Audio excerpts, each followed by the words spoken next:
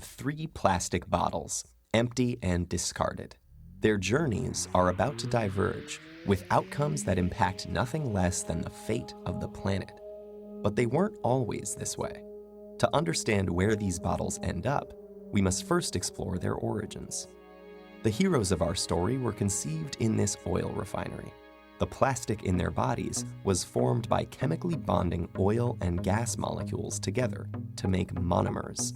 In turn, these monomers were bonded into long polymer chains to make plastic, in the form of millions of pellets.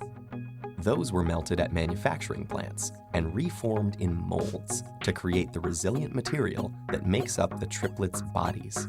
Machines filled the bottles with sweet, bubbly liquid, and they were then wrapped, shipped, bought, opened, consumed, and unceremoniously discarded. And now here they lie, poised at the edge of the unknown.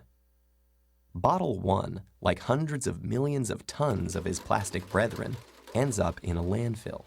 This huge dump expands each day as more trash comes in and continues to take up space.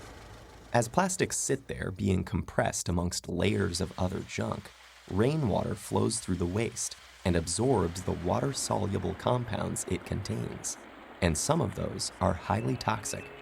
Together, they create a harmful stew called leachate, which can move into groundwater, soil, and streams, poisoning ecosystems and harming wildlife.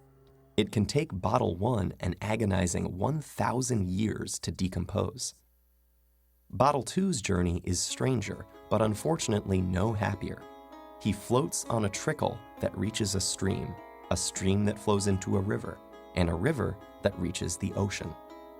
After months lost at sea, he's slowly drawn into a massive vortex where trash accumulates, a place known as the Great Pacific Garbage Patch.